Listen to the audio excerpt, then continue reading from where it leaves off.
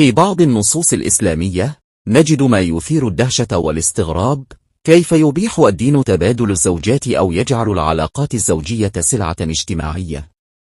هذا السؤال لم يطرح بصراحة في المجتمعات العربية لقرون، لأنه محرم اجتماعيا، دينيا، وثقافيا.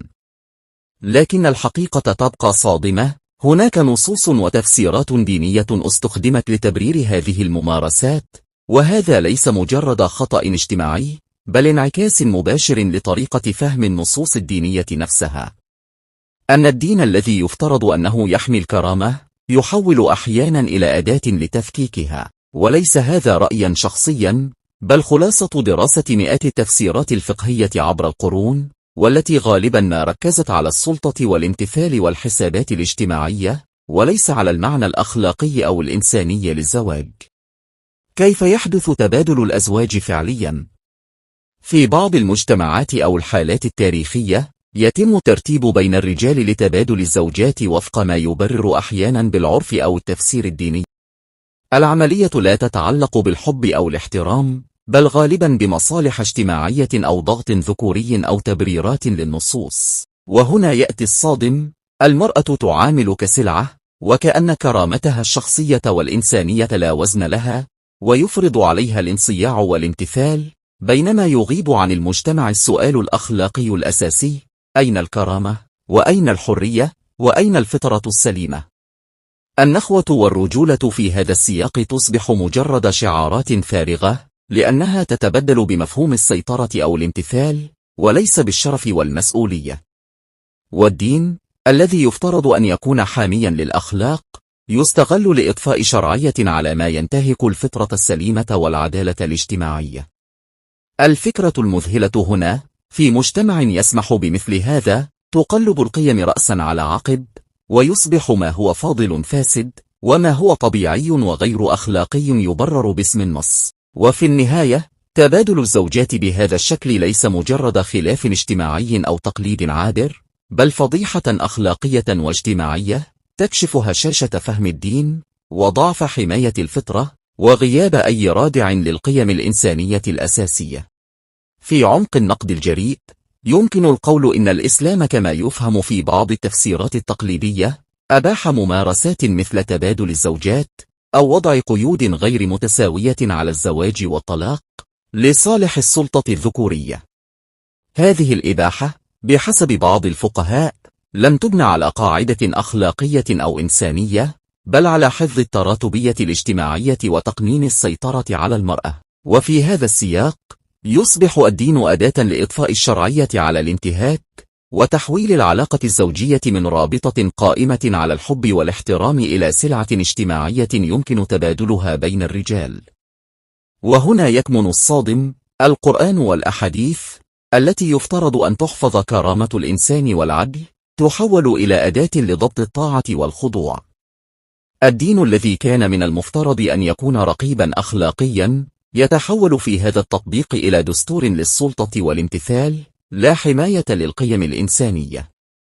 وهكذا، نجد أن ما يسمى بالإسلام في هذا السياق، لا يحمي المرأة، ولا الأسرة، ولا المجتمع، بل ينتج أجيالا مأخوذة بالخوف، والطاعة، والاعتراف بالسلطة بدل العقل، والضمير، والحرية. هذه الإباحة ليست مجرد سوء فهم اجتماعي، بل فضيحة أخلاقية تترسخ باسم الدين، تكشف هشاشة الفكر التقليدي، وغياب أي رقابة على تفسير النصوص بما يحمي جوهر العدالة والكرامة الإنسانية.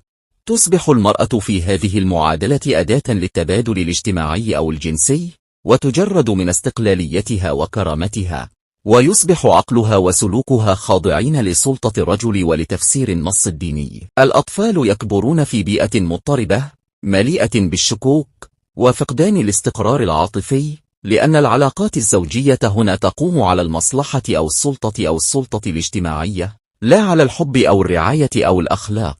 ينتج مجتمع كهذا أجيالا متأثرة بالنزاعات الأسرية، والخوف، والشك، وفقدان الثقة. ويصبح الدين هنا أداة لضبط الناس، لا حاميا للقيم. الإسلام، حين يفسر على أنه يبيح تبادل الزوجات، يظهر فجوة كبيرة بين النص والروح الأخلاقية للدين. الفقه التقليدي كثيرا ما يبرر مثل هذه الممارسات بأعذار اجتماعية أو اقتصادية، لكنه في الواقع يرسخ سلطة الرجل، ويقوض حرية المرأة والعقل الإنساني. الدين الذي يحتكم فيه إلى الحفظ والتلقين بدل العقل والضمير يفقد جوهره الأخلاقي ويصبح أداة اجتماعية للتحكم وليس للعدل. هذه الممارسة تكشف مدى هشاشة الفكر الديني التقليدي حين يحاول السيطرة على العلاقات الإنسانية تحت ستار الإلهية. بعض المناطق في القرن العشرين وما قبله في المغرب العربي أو شبه الجزيرة العربية شهدت حالات محدودة من هذه الممارسات، غالبا تحت غطاء ديني أو اجتماعي. الفقهاء الذين برروا هذه الممارسات، وهذا يثير سؤالا أساسيا: هل الدين أداة للهداية أم للسلطة؟ هل الدين نفسه مسؤول عن هذه الممارسات، أم المسؤولية تقع على التفسير والتحليل الفقهي المختل؟ كيف يمكن أن يستخدم نصوص القرآن أو الحديث لتبرير ما يعتبر خرقا للكرامة الإنسانية؟ هل يمكن أن يكون النص مرنا بما يكفي ليحمي الأسرة والمرأة، أم أنه صار أداة سلطة؟ لماذا يستمر المجتمع في قبول هذه التفسيرات بينما يرفض أي نقاش عقلاني حول الموضوع؟ هل يمكن للعقل الإنساني أن يصالح بين النصوص والدين والتجربة الأخلاقية الحقيقية؟ في برنامج المسكوت عنه في التاريخ نؤكد أن هذه الظاهرة ليست مجرد فضيحة اجتماعية، بل تحد مباشر للفكر الديني التقليدي، وكاشف لثغرات أخلاقية كبيرة في التطبيق العملي للنصوص. الإسلام، كما يفهم في بعض التفسيرات، قد يتحول من مرشد أخلاقي إلى أداة للسيطرة والتحكم في العلاقات الإنسانية. والسؤال الأكثر إلحاحا للجمهور والمجتمع العربي: هل سنظل نتبع نصوصا تفرق بين السلطة والعدالة؟ وهنا نصل إلى السؤال الذي يتم الهروب منه دائما: إذا كان هذا الدين وحيا من إله حكيم وعادل، فكيف تنسب إليه تصورات تفرغ الزواج من معناه الإنساني، وتحوله من علاقة قائمة على المودة والاختيار إلى نظام يدار بالرغبة والسلطة؟ كيف يمكن لإله يفترض أنه يكرم الإنسان أن يضع تشريعات يفهم منها أن المرأة ليست شريكا كاملا، بل جزءا من منظومة يمكن إعادة ترتيبها وتدويرها باسم الدين؟ هل الوحي الإلهي يحتاج إلى كل هذه التبريرات وكل هذا الالتفاف الأخلاقي ليبدو مقبولا؟ أم أن الحقيقة أبسط وأقسى، أننا قدم لنا على أنه أوامر سماوية ليس سوى انعكاس لثقافة بشرية قديمة صيغت بلغة مقدسة ثم حرمت مساءلتها؟ فالدين الحق لا يخاف من السؤال، والإله العادل لا يحتاج إلى نصوص تربك الفطرة. وإذا كان علينا تعطيل عقولنا كي نصدق، فهل ما ندافع عنه وحي من الله، أم بناء بشري حمي بالقداسة؟ السؤال ليس خطيرا، الخطير هو الخوف من طرحه.